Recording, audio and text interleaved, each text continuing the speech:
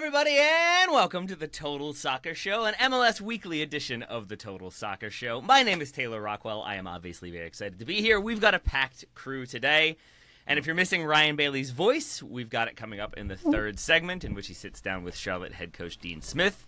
It's a little overly English for my taste, so we brought in Graham Ruthven to balance things out. Hi, Graham. This is your first MLS in-season show of the year. Is that correct? Yeah, for a few weeks, certainly. I'm excited because I've been saving up all my Lorenzo Insigne analysis for a number of weeks now. He's just doing so much, you can't stop him. So, yeah, I've just got so many notes on that. I'm a little annoyed that your introductory joke was better than mine. Mine was how much of your time lately has been continuing your one-man candlelight vigil for Ryan Gauld's knee. Oh, I mean, it's just 24/7 at this point. I mean, I genuinely, having watched Scotland limp to a 3-0 defeat to Greece the other day, Ryan Gauld, maybe a candlelight vigil is what I should be doing for the sake of the Scotland national team at this point. I appreciate your yes and. As I said, your joke was better. So thank you for rolling with mine, Graham. Returning to talk to MLS is our friend and yours, Mr. Jeff Rueter. Hi, Jeff. We haven't yet heard your thoughts on the recent international window. Briefly, the losses to Panama and Canada. Still bad? Still bad. All right. Weirdly great weekend for Greg Berhalter. Pulling off like an away win at Vancouver amongst the rest of it is just like a very, very good weekend for Greg Berhalter. Yeah, even BJ Callahan's doing his work as well. That Berhalter tree is... Okay, how is it the case that I've seen more like I miss him posts around the internet, and there have been zero miss me yet Greg Berhalter posts? I guess that shouldn't surprise me, but BJ Callahan, Patches O'Houlihan remains a beloved figure, it seems. Yeah, it's still one of my favorite 1970s buffet chains, BJ Callahan's. Rounding out the crew today, it's Joe. Please don't make me talk about the U.S. men's national team anymore. Lowry, Joe, any additional thoughts on the Nations League losses? Not especially. I think we were talking a little bit in the pre-show. I think maybe I've reached USMNT fatigue, which is a great thing to say before I tell listeners, come listen to us talk more about the U.S. men's national team tomorrow, which we're going to do, and we're going to have fun while we do it, because that is the way we do it here at TSS. But I think Graham picked up on fun is mandatory.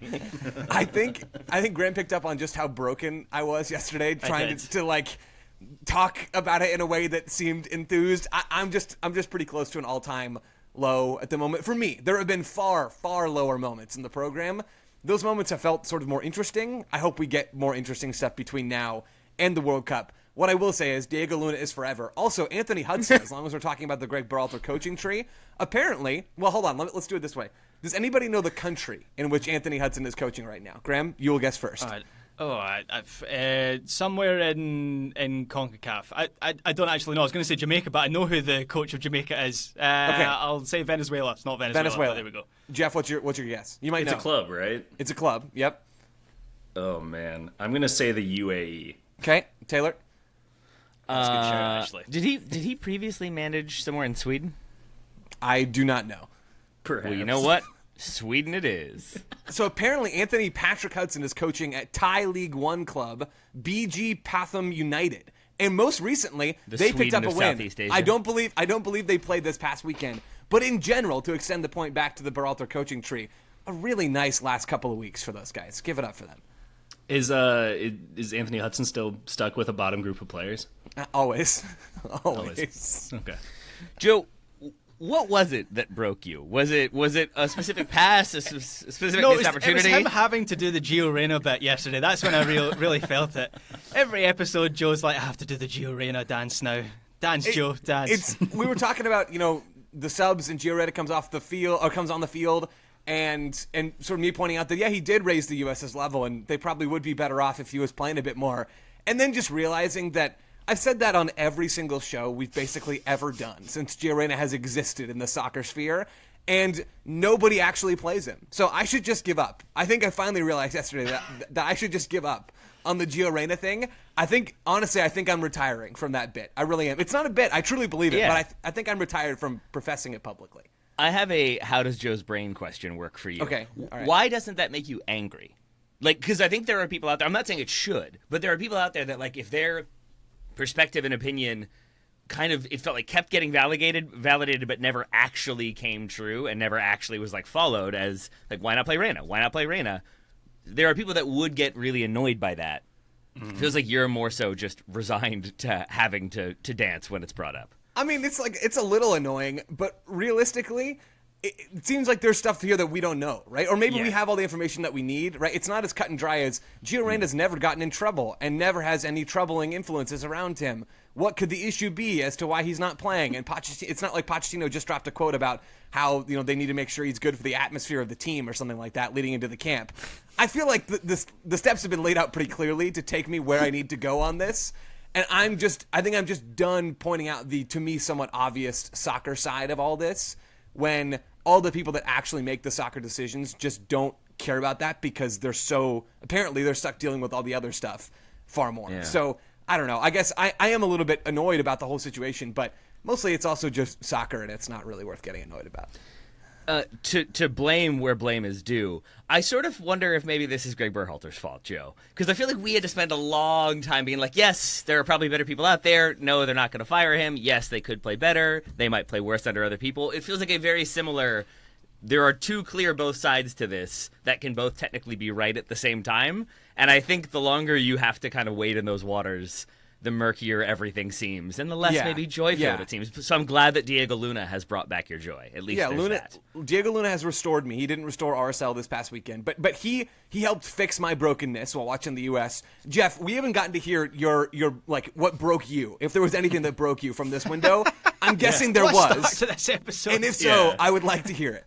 What crushed your soul, Jeff? Yeah, thanks for Tell asking, guys. Is actually very similar to what Taylor was saying. The whole Berhalter kind of broke us because we focus so much on like a different coach. That's all they need. Even if it's not like they brought in Pochettino, even if they brought in someone who's more like an Hervé Renard, whatever. So, but just like a fresh voice, someone who they have to kind of respect because like they don't have that pre-baked goodwill, whatever. And so having a true like outsider from the program come in was always going to be necessary. But I think what broke me was that we were assuming that there were going to be players that we had to like really dive in on and say like, why aren't they performing well and where was the collapse against Panama?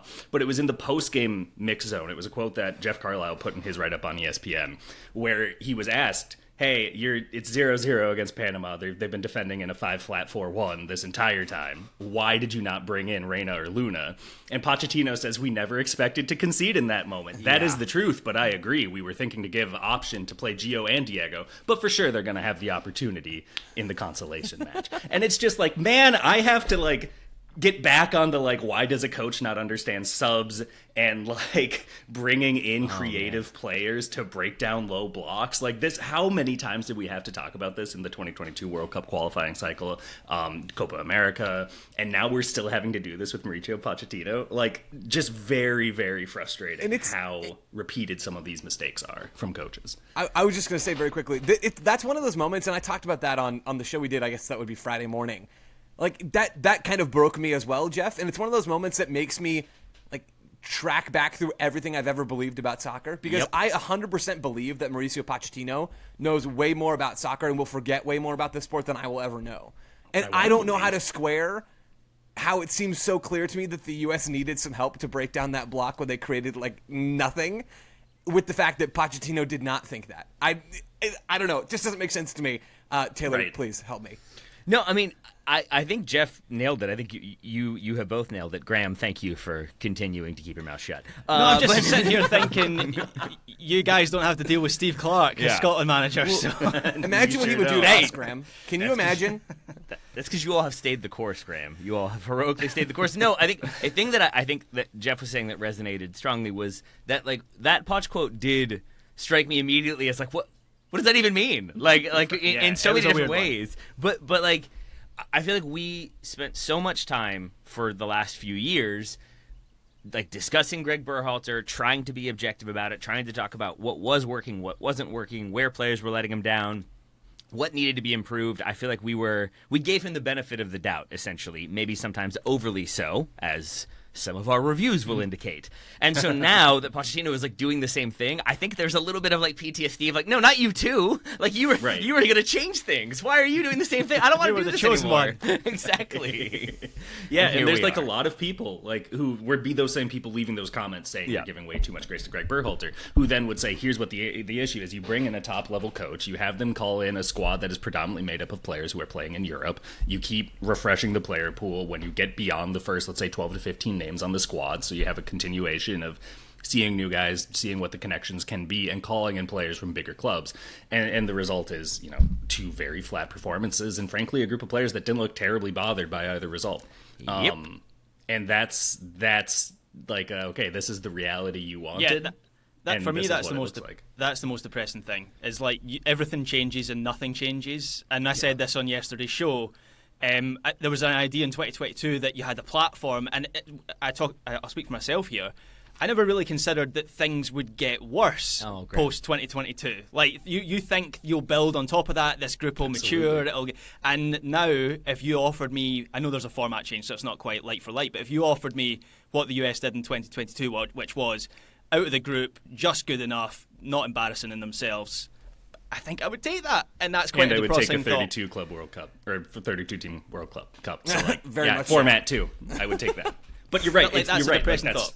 It is. And also, I think that there's always something better when you're going into a tournament. You want to have a team that can pleasantly surprise you, right? You want to have a team where you can believe that they'll be able to find it in them, that extra 10% you haven't seen in other games, and they will be able to advance beyond expectation. That's something that the United States men's national team has been able to do since 1994. And so this is like a rare iteration where I think the expectations might be higher. Like 2006 maybe comes to mind, right? Where like the expectations are perhaps higher than usual, and it will be tough to meet those expectations. But this time it's on home soil, and it'll be very interesting to see how those kind of 2 factors negotiate with one another over the next 15 months. I have very much enjoyed this mini USMNT therapy session. Thank you all for it. It is not in the running order. We have a very full show, but I've enjoyed us going long to, I don't know, like as I said, have a positive therapy session that ended negative. That feels appropriate, or not, maybe not negative, but slightly down. I'm going to bring us back up with a question for you all. I have long been under the assumption, moving us towards Major League Soccer, that MLS needs better defenders, and that is a problem with, like, you've got top-heavy teams, you don't have the defensive balance. Is this assumption incorrect? Do we want well-rounded teams truly, or do we want a league where you have crazy fun attackers and maybe less solid defenders, which makes for even more crazy fun? Should MLS be the Eredivisie? Essentially, this question inspired by the San Jose result this weekend. Graham, we'll start with you. Yeah, I'm always in favor of chaos. I mean, that has been the stick to beat MLS with for a long time, right? The way that the roster rules are constructed, the way that people spend their money, defense maybe gets overlooked. I remember the fuss when Walker Zimmerman became a DP, and that felt like a moment for the league. It wasn't a moment for the league. No one copied that. But yeah, let chaos reign. Yeah, Graham is right. I think it is good for the product. MLS's biggest selling point right now is that their games are fun, and they're fun to go to, right? And that is something that you don't want to lose. In general, though, the quality of the rosters, I think it would be great if it was just higher across the board, and they are getting better. But ideally, you would want the attacking quality to continue to improve, but also the defensive quality to improve. I know this is the Lucast of lukewarm takes of all time, but the real issue becomes when your teams are in CONCACAF play or when they're in Club World Cup play, and they're just getting destroyed in the final third of the field in transition because they don't have dudes that can hang, right? So attackers will, I think, always be more expensive in this sport than defending because that is a more difficult thing to do, to attack than to defend. It's easier to pull that off. But I do think MLS needs to continue to find ways to let teams spend in ways that fit what they want to do. And if you talk to chief soccer officers around Major League Soccer, they'll tell you that they would like to be able to do what they want to do. And at the moment, there's just not a lot of ways to actually pull that off and not have a somewhat challenged defense. But if you're San Jose as well, you have way, way more problems, and you could have far better defenders than you actually do. Could they, though? Could they? The only thing I think I would add, I agree with what both Graham and Joe are saying here. I think that the other thing is another factor of the league that kind of skews teams towards get goal scorers and chance creators is the fact that the chief tiebreaker isn't goal difference, it's wins. And famously, the way that you get wins is to score more goals than you concede. And so, like, yes, ostensibly you could build a team that where like you have two like staunch DP number 6s just like true water carriers. You're going deep bucket, baby, and you are screening every passing lane, and then you are like paying lavishly for the best center back that MLS has ever seen. And those are your 3 DPs. And that was Gary Smith's Nashville 2.0. He just didn't get to see it through. Kind of. Right, but like you could just commit to the Gary Smith. You could not sign like Yonder Cadiz ever and Hani Mukhtar and instead just get more negative, right? But like it's going to be tough to win if you don't have someone who can create those chances in the final third. So, I think that fact of tiebreakers, it's something that actually teams like a lot. The players like it, coaches are like, it kind of changes my decision-making late in games to be a bit more ambitious. Soccer officers are saying that maybe I'm looking more towards like high-level attacking potential rather than trying to find like steady bedrocks in defense. But to the general point here, it's entertaining, isn't it? Yeah, I mean, that's what I was finding this weekend, was just like, oh, that ball definitely should have been cleared, but it wasn't, and now it's a goal. Oh, that ball should have been headed clear. Oh, it wasn't, and it created a crazy shot that was then a crazy save. It always creates a lot of entertainment and excitement. I will say, Jeff, an early yellow card for you for saying you're going deep bucket, baby. I don't think that's ever been said on this program before. That's Credit okay. to you. But you're also warned about that type of behavior. What's the accumulation rule on here? Does it reset after 6 good podcasts? Or? Exactly. You get it. Yeah. Okay. Cool. I'm glad somebody briefed you ahead of time. Since we have gone long in what was meant to be the opening segment, let's take a break. We're going to come back for a lengthier middle segment about teams that impressed this weekend and teams we are most worried about. Back soon. Welcome back to the Total Soccer Show. We're now going to talk some actual MLS from this past weekend. Joe, with that emphasis in mind, which team most impressed you, and are you making up for last season when you were kind of consistently unimpressed by the first team we're going to talk about? Yeah, I'll go with Orlando there. And generally, I've been unimpressed by Orlando, despite their success under Oscar Pereja. They've had a much, much higher floor since he arrived to take over this team, 5 years ago now. And it's been ceiling, 5 years. Yeah. Oh, wow. Yeah, right? That's the Oscar Pereja experience. Their ceiling, though, between Pereja's game model, which is much more defense-first and transition-oriented than it is, or at least outside of the MLS's back tournament, where it was awesome and so much fun and very balanced, actually, across the board. That feels like a fever dream, because I guess it kind of was. Really, their tactical floor, I think, has been quite high, and the ceiling's been quite low. And then you look at the DP situation, where last season they were playing with 3 DPs, Facundo Torres, Martino Heda, and Luis Muriel. And Luis Muriel lost his starting job by June, and Facundo Torres I was never very high on, and Martino Heda had only sort of just earned the trust of Oscar Pereja.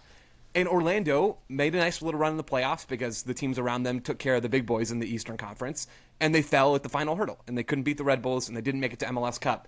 And coming into this year, even with Facundo Torres going out and Marco Pasalic coming in, it just didn't feel like enough had changed, right? They lose Cartagena in preseason. They bring in Atuesta. I think it was a really sharp replacement to make them a bit sharper on the ball.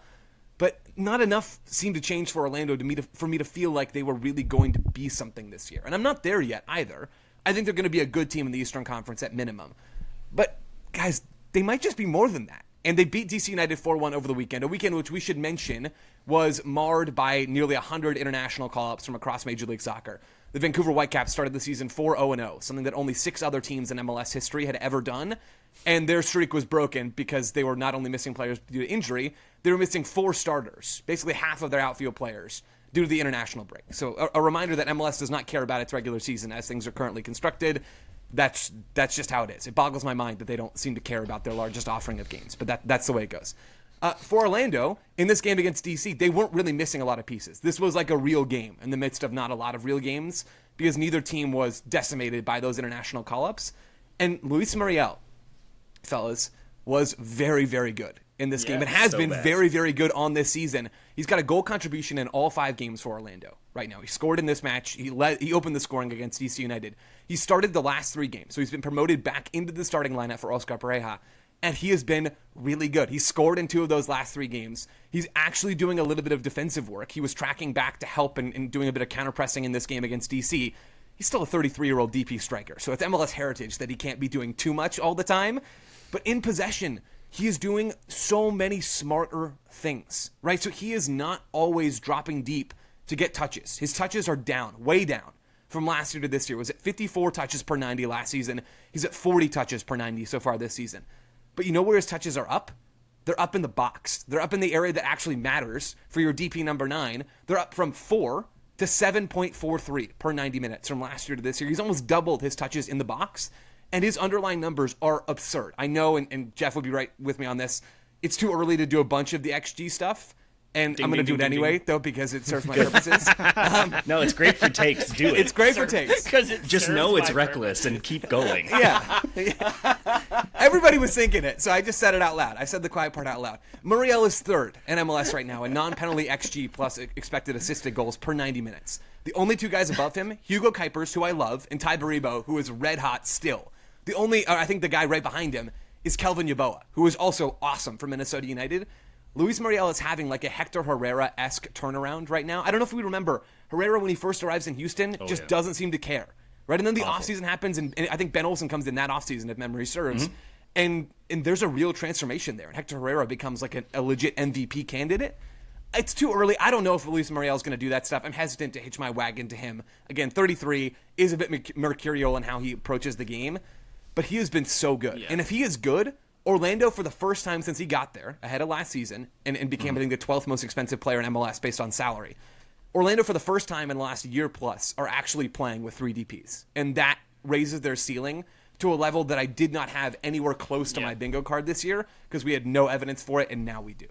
Yeah, I previewed Orlando, Joe, before the season. I was totally with you. I didn't think a lot had changed. I mean, obviously a couple personnel changes there with Facu Torres leaving and Pasalic coming in. Right. But 2 things I think have moved the needle for Orlando. You've outlined it well on Muriel. They've got the Luis Muriel that we saw in Italy that they didn't get last year. The other thing is Pasalic looks better than I think a lot of people expected him to be. The fourth goal in this game against DC United is one of the goals of the season for me. The back heel touch from Muriel in the middle into Ojeda on the run, I think it is. Then the pass out to Pasalic. The fact that Ojeda continues his run to then clear the space for Pasalic. And then the rocket into the top corner, which Pasalic has done that a few times this season. He's got an absolute weapon of a left foot. That front line, the chemistry between them seems to be really good. Keep in mind, they've still got Ramiro Enrique and Duncan Maguire on the bench. Now, I don't know if Duncan Maguire is going to see out the full season. Maybe he gets a move at some point. That feels like it's been on the cards for a while now. But speaking right now, not only do they have that chemistry between their first choice attack, they've got depth. And when I went to see Orlando last season, my Uber driver, she was so bored with this team. She was a season ticket holder. She told me how basically she didn't enjoy watching Orlando. I have to imagine. I would have gotten along with this Uber driver quite well. She didn't have a lot of positive words to say about Pareja. But anyway, I have to imagine that she is delighted about how this team has started the season, because they have that foundation as a team. That platform is still there. But they have just been so much more explosive to watch in the attacking third so far. I will say one last thing on Muriel, though. Like Joe described him as being mercurial. I think it's also worth noting that a lot of players have really struggled as they leave Atalanta. And a big part of it is that is like Europe's forebear of relationism over positional play, and the idea of like put you in spots to succeed. And you see it with Bournemouth, you see it with other clubs, right? Where it's more about not like you stay here when you have 3 options. When you get the ball, you either pass it, you recirculate it, or you advance it, right? Like instead it's more of trust your instincts and trust your relationships that you've built with your colleagues around you, and then have some fun stuff. It's very difficult to go back the other way once you've had that freedom. And so it wouldn't surprise me if he was kind of bridling against having to have a more rigid, structured role, especially when he was signed as a designated player and saw, well, Nani kind of got to do whatever he wanted. Kaká certainly got to do whatever he wanted, so why can't I? And maybe there's a little bit more of that freedom. Maybe there was a good off-season meeting with him and Pareja, but really encouraging sign that, he's not one of the Toronto Italian class, or like the Chicago Swiss class designated worse player. Than it was, I think. Grib, Jeff, that's so real. First of all, I wrote in my backfield winners and losers column on Sunday night,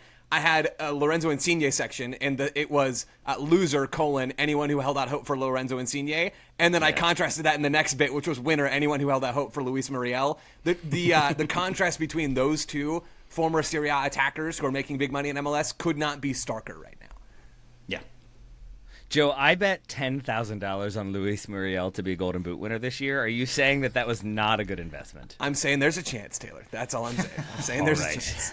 These sponsors better hit in this coming segment. Well, I try to figure that one out and hit my mic for the 3rd time in this episode. Graham, who impressed you this weekend? So Nashville, I think, deserve to have a spotlight on them right now. The Patches O'Houlihan effect is real. They've won 3 on the spin. I believe the best start in club history. Yeah. And okay, they beat Montreal at the weekend 3-0. and Montreal are Montreal. And They and killed they Laurent reminded us, Courtois, Graham. Have some respect. yeah, they reminded us of the fact of who they are by sacking their head coach on Monday, which is just Joey Saputo lore at this point. But when you watch this Nashville team, they're playing some really good soccer right now. Obviously, the transition under Callahan, it started last season when he comes in midway through the year. That was very much with an eye to 2025. I think I might have previewed Nashville as well. It seems to have paid off because now you have a Nashville team that is just much more comfortable on the ball. They've got more players in midfield who can control. Gaston Brugman makes his first start at the weekend against Montreal. I think he's going to be a really good addition. He had more touches than any other Nashville players on Saturday. So that says something already about how he's a possession hub for this team, and that in itself says something about how Callahan wants to change this, or already has changed this Nashville team. I think the defence is still really solid. I talked about Orlando still having that platform under that they've carried over under Pareja. I think the Gary Smith foundation, at least from the good Gary Smith days, is still in place. They're still a threat from set pieces. Walker Zimmerman scores from a corner kick on Saturday. The question for Nashville has always been about their attack, right? What can they do to get either a player to support Hani Mukhtar, or last season Mukhtar himself became a bit of an issue. And on Saturday they had no Schaffelberg, no Andy Naher. Ahmed Kassim misses out with an injury, an illness as well. I think there was a late call to a depth player for that lineup, but they make adjustments. A couple of players come into that team. It was just all very impressive that the profile of the side managed to stay the same. And what I will say about Nashville is they've got a tricky stretch coming up of games. I'm just looking at their fixtures here in my notes, trying to get them in front of me. So they've got games against Cincy, Charlotte, and then Seattle from home, Chicago as well, all before the end of April. So we will know more about the true ceiling of this team after that run. But for the time being, things are good, and you can see the transition that this team is making. And you can see some differences in how they're playing as well now that Callahan has had like a full preseason, where like they're trading off a lot of their long balls and trying to play shorter. So they've actually taken 4% fewer long passes over 30 yards than they did last season. Again, super early 5-game sample size, but genuinely when you look at, like Joe said, XG not informative at this point, but you can kind of understand style of play when you break it down a little bit more granularly underlining. What the trade-off has been that it's actually easier because they're not lumping it to either Mukhtar and maybe Schaffelberg or Surridge on the break, and then they don't have runners with them, and so then the ball either they score within 2 passes or they turn it over, right? The trade-off is we're going to be moving it quickly, but we're going to be moving it as a collective, and so we're going to keep our lines advancing. And the trade-off has been gaining 6% field tilt over last year, 4% possession as well. So they're getting more meaningful touches than they had last year, and it really shows, right? And I think Brugman was a great pickup for them. This is the second time I've mentioned this in 3 weeks, but it's still brutal what they did to Sean Davis and what the LA Galaxy certainly did on the other side of that trade. But I think that like the Nashville side of that trade has been very coherent because they've been rotating through, Matthew Corcoran, and I think, they had a few other guys who were kind of logging minutes alongside Tagseth in midfield, who, by the way, made a really he lost a lot of money. I don't know if you saw after the game that Edward Tagseth was asked for his jersey by a fan who was offering him a holographic Pokemon card, and he made the trade, which was great. But if you look up the specific card, it only sells for about $6.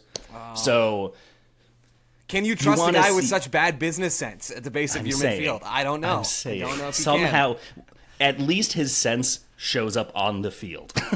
Once the whistles blow, like you talk about how like those midfield hard men, like some of them are like lovable teddy bears off the field, but once you put them on the field, like you just can't have a good word with them. Maybe it's like a version of that. I still have a stack of Pokemon cards from when I'm a kid. So what you're saying, Jeff, is if I just turn up to games, I can quite easily add to my jersey collection. Graham. Yeah, you've just got to do a little research on which generation each player likes, and be like, okay, we need to make sure that you're getting a Gen 1 or you're a Gen 3 or whatever, and then you show up with that and you'll get a lot of jerseys. Graham, to be honest, this feels more like a job for your daughter than it does feel like a job for you, because I don't know who the Nashville fan was that pulled this off. I think it was maybe a younger fan, and I'm just a little worried that maybe you don't have quite the same allure of cuteness that your thick Scottish accent daughter probably does. Human shield daughter. Strong disagree. I'm just show saying, up with a big enough lollipop beside your head and you'll look like a child. It's all to scale. Strong agree, I think. Right. I don't know. Fair enough.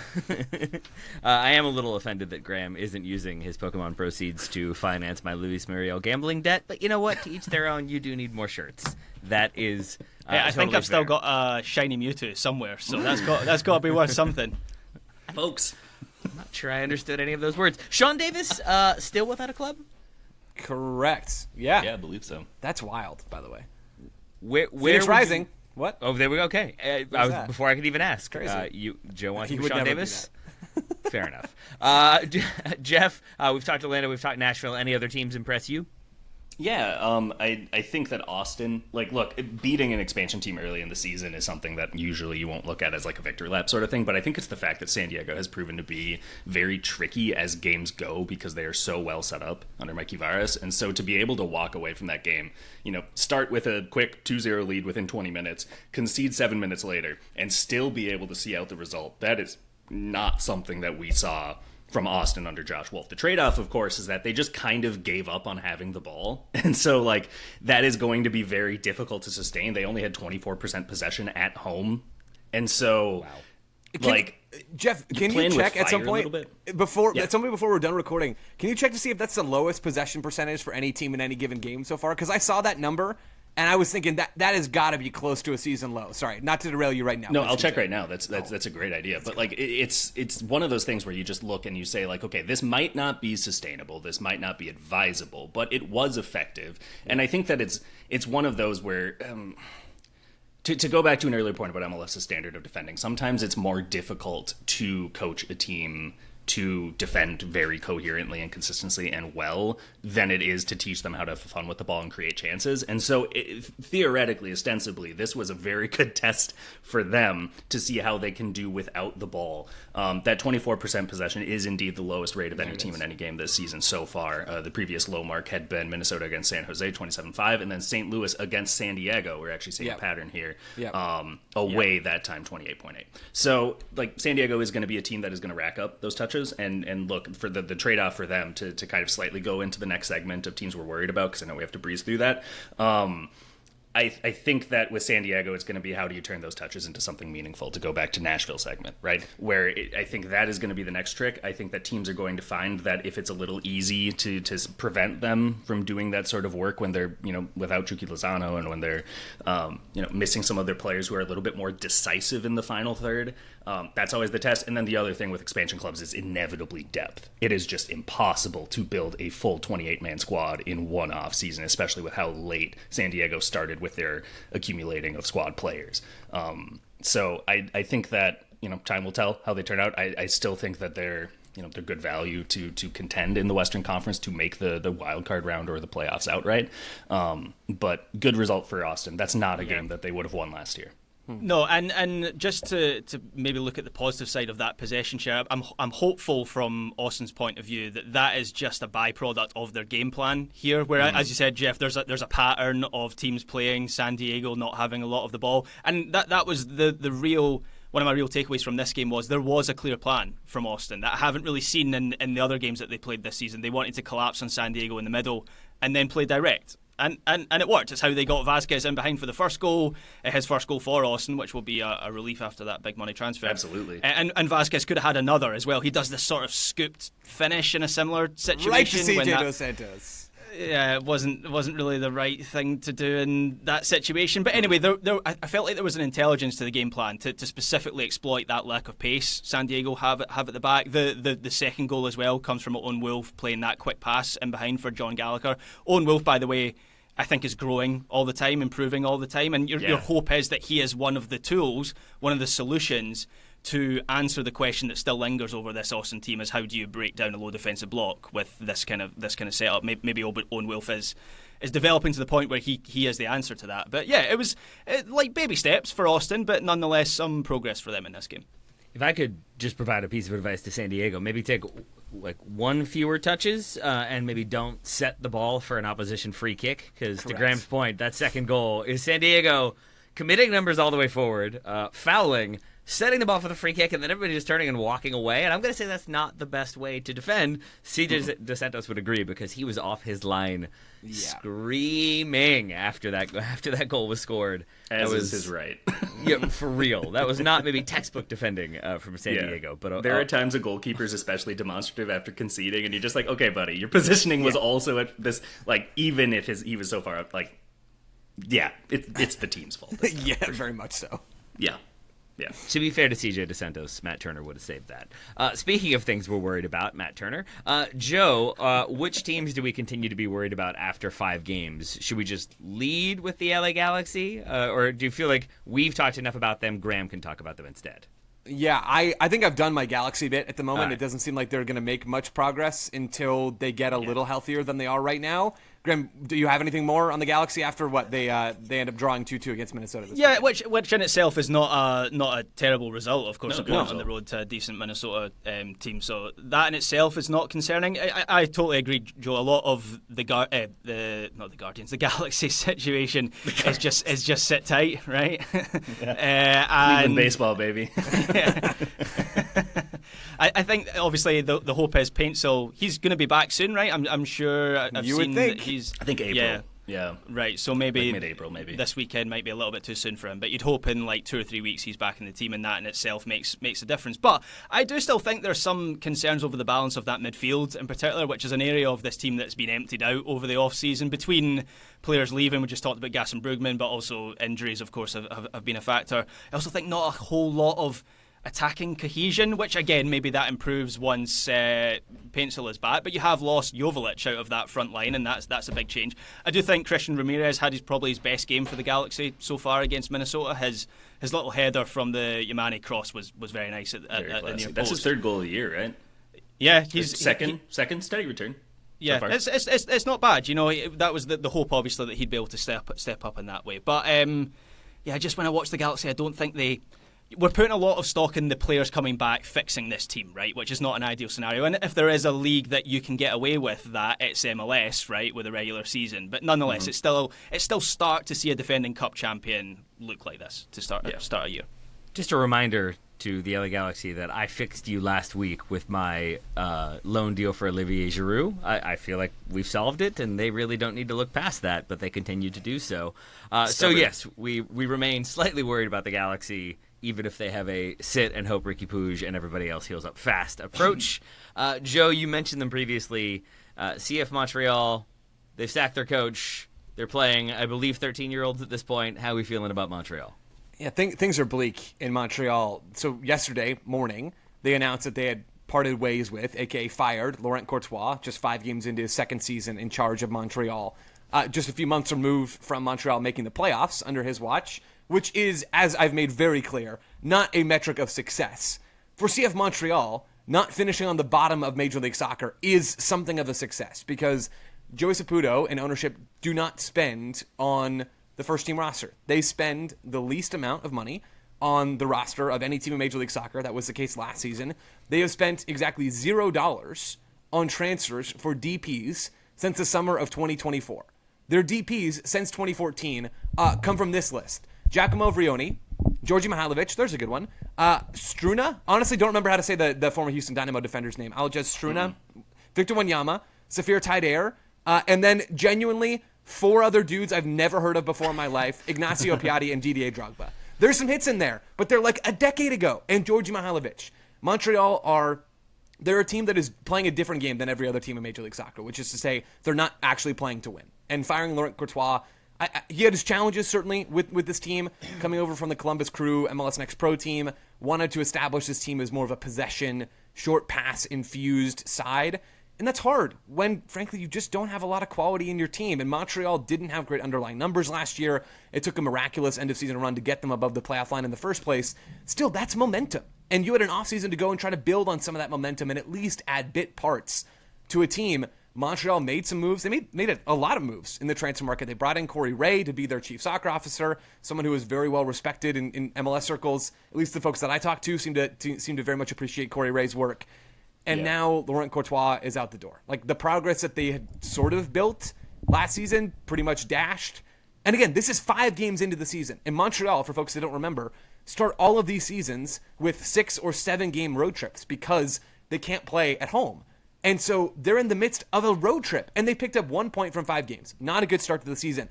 You know who else has picked up 1 point from 5 games? 3 other teams in Major League Soccer, and all of those teams have played home games. This is an absurd decision from an absurd organization that is not doing the same thing as everybody else. They're not playing the same game. I'm very much worried about Montreal, more so than I was yesterday, but really, I'm just always worried about Montreal. Yeah, I think that it's just a very unserious decision to me because, like you said, like they've been on the road, so you're not going to be able to actually see. You don't build teams for the road. Usually, you build teams, if not for home, for both home and away, which is how seasons work, right? So, like, if you haven't had a chance to fully assess how this team is going to be made up, or how the preparations in preseason are going to actually materialize on the field when you're in a more favorable setting, define Saputo how you will. That's tough. That's premature in my opinion. But I think it's also difficult because this is such a cash. They're not cash strapped necessarily. They just don't spend. And so when you look at Hernan Lozado was fired. He only had 1 year left on his deal. It was a club option for 2025, and I'm guessing that they turned down that option when they fired him. So they would only be paying 2 coaches at this point. They would be paying out Courtois, whose tenure was not announced when they hired him in 2024, and then whoever else they get now. The hard part is I don't really know where you go at this point because their last hire came from MLS Next Pro. Those clubs are already in season. Yes, you could ostensibly hire someone who's currently working in that league if that's really where you see the talent, or the Canadian Premier League, but you're going to have to pay a buyout, so that's even more expensive. There are other finalists that was reported by Tom Bogert, friend of us all.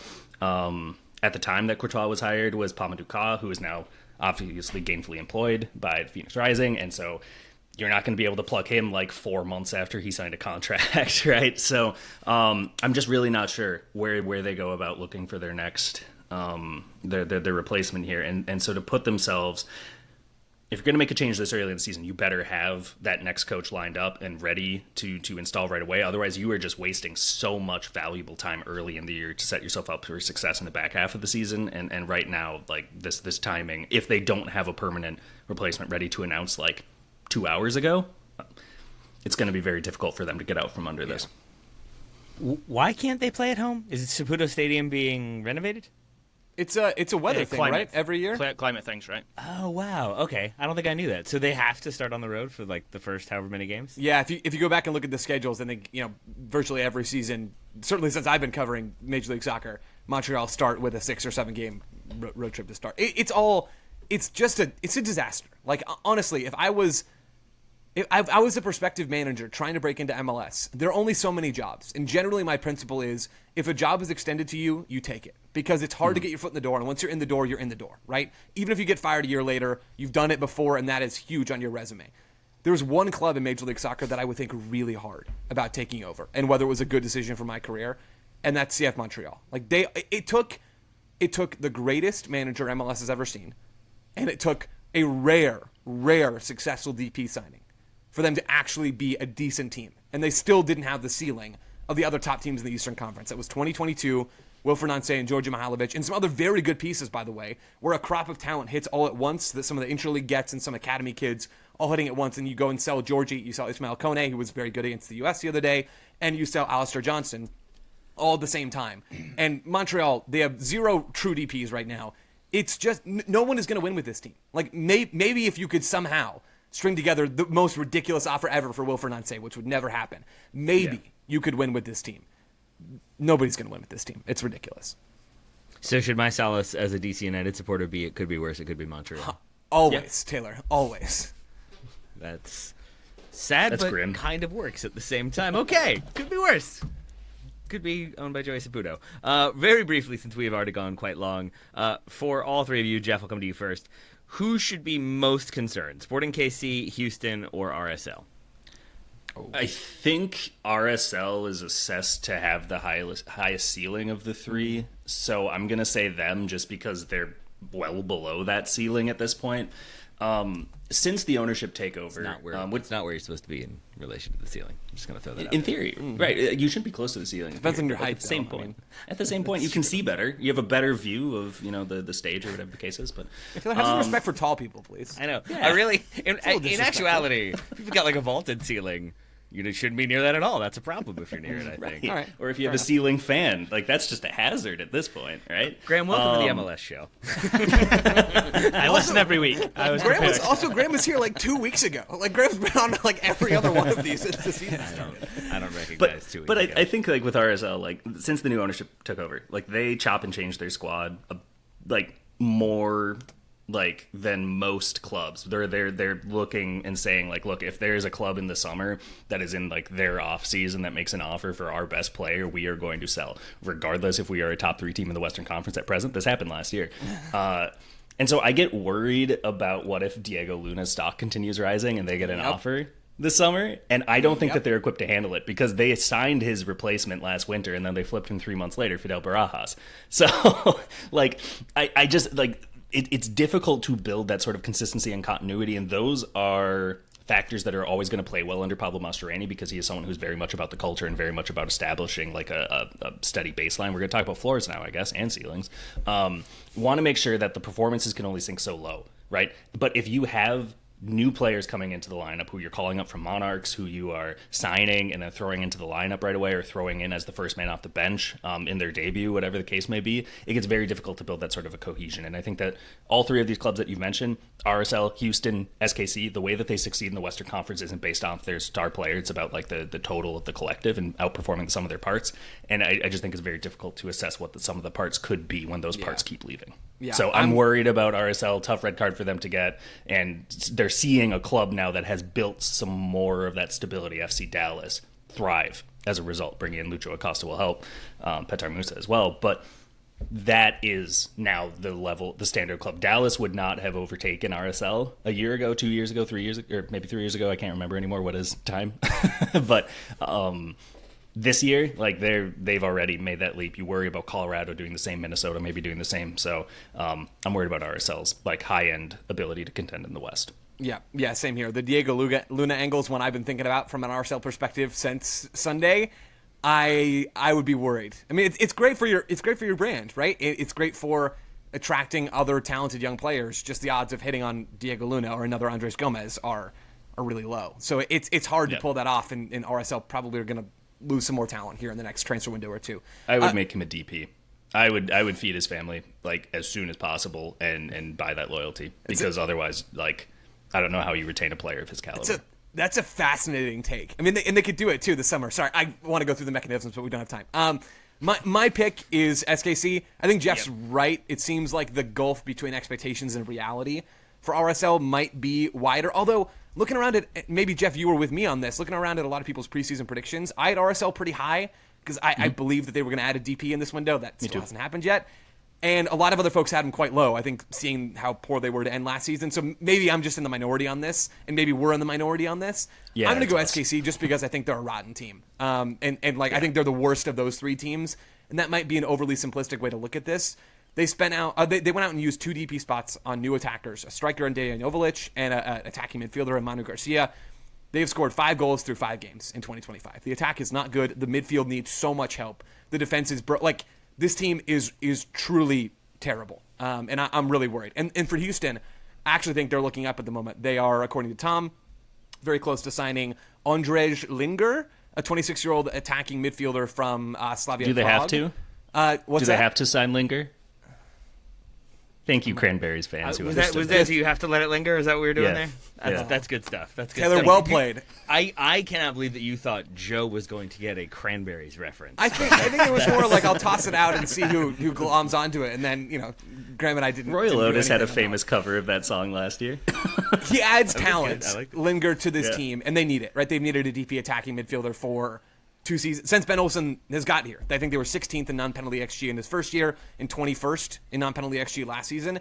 They're not a good attacking team. Linger is more of a scorer than he is a creator from the tape that I've watched of his and from looking at some of his numbers. So I'm curious to see what exactly that's going to look like, but Houston need talent, and they're getting talent, so at least that's a good step for them. There's only one Hector Herrera, and I know Jack McGlynn was brought in to be the epicenter of possession, and obviously they're without him last weekend, right? So that's going to make things more difficult when you lose that player, but Herrera was so singular in that Olsen system, especially in 2024 when they won the Open Cup.